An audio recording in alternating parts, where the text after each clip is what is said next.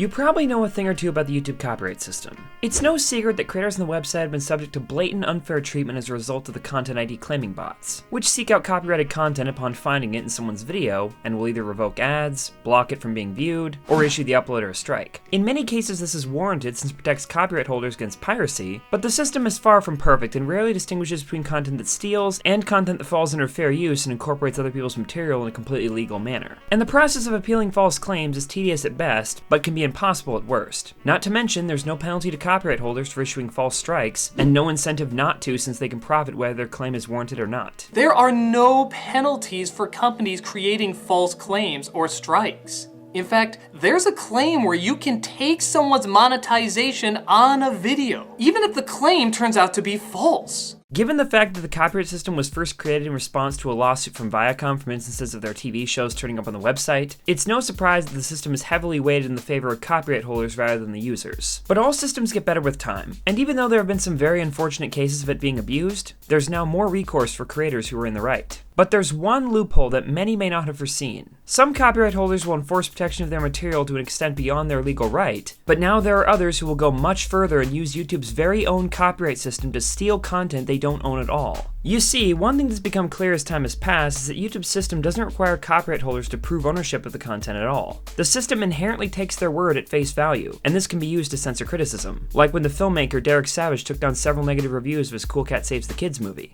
or when a streamer known as Alinity infamously decided to copyright strike PewDiePie for his reaction to one of her Twitch clips. I decided it was easier to just cut her out. But before we were able to do that, the video did in fact, yes, get copy striked. But if that wasn't bad enough, the people who do this don't need to prove their content even exists within the video they're striking at all. Years ago, I myself uploaded a video about a man known as Andy Tucker, who'd become infamous for a variety of things and in response took down all videos critiquing him indiscriminately. In mine, the title was the only thing that mentioned him while the rest was just a static image of my icon while I talked about things completely unrelated to Andy. The video showed no copyrighted material of his and was just created to prove he'd attack anything that remotely related to him without even watching it. And sure enough, I was issued a copyright strike and the video was taken down within hours. So with that said, knowing claimants aren't required to prove ownership, there's something far scarier that can occur. This problem isn't exclusive to YouTube's manual takedown system. It also applies with their Content ID bots as well. And that brings us to the topic at hand. If you had to name the genre that's least likely to face copyright issues on YouTube, it'd probably be original animation. Of course, there are many animators whose content parody copyrighted property, but those who create work disconnected from pre-existing franchises theoretically have nothing to fear.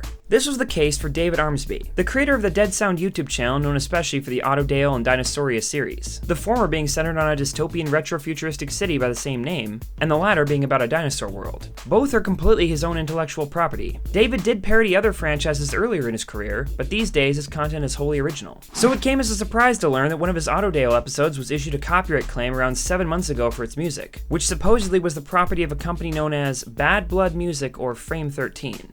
But this is not the case. The music was actually created by a musician known as Ross Bugden, whose work was royalty-free, but due to having gone inactive, an unconnected group of people decided to place his music into YouTube's copyright system in order to generate revenue from all the videos that had been using his music in the past, by using a third-party claiming service to seek them out. This ironically means that YouTube's own copyright system can be used to steal money from countless copyright holders on a worldwide scale, infringing against both their rights and the rights of the affected YouTube creators. This is beyond unjustly striking a video for a fair inclusion of copyrighted material, or even striking one with none at all. This proves it's possible to siphon off thousands of dollars from creators who are defenseless to refute when the power is put in the hands of claimants who don't even own what they're profiting off of. This is another level entirely. According to David, over half of his Autodale episodes, as well as many of his other series, use content that's been stolen by these companies, which puts his channel at serious risk for losing the majority of its revenue. A substantial amount with view counts like these. David managed to scare them off when he refuted their claims, but since there's no rule stating you can't claim the same video again after a dispute is won, the company issued a second one that they're now refusing to remove. He managed to get a hold of the original composer, who's trying to combat them for his rights to his work, but as of now, nothing has helped. David has recently been forced to enlist his 10 million viewed episode and is now looking to have it rescored just to avoid future problems from this company. But given how many of his videos use Ross's music, it may only be a matter of time before he's forced to do the same thing with even more episodes. But this is not even a one-off issue. Many in the animation meme community who create work based on uncopyrighted songs are having their videos hit by others looking to make a quick buck off viral content, who will enter the songs into the copyright system for themselves, sometimes forcing creators to mute the audio entirely just to keep their videos up.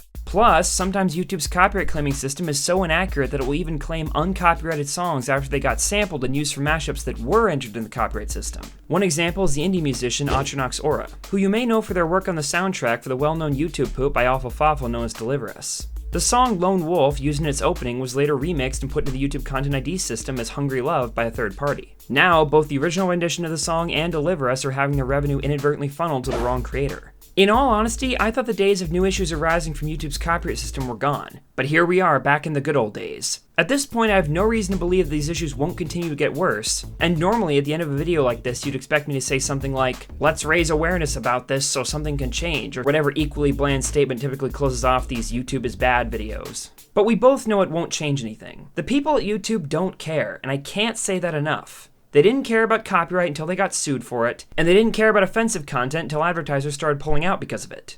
It's just about money. They only care when the problem hurts their public image and poses a threat to the website's income. And since YouTube keeps 45% of all the ad revenue anyway, why on earth should they care who the rest goes to?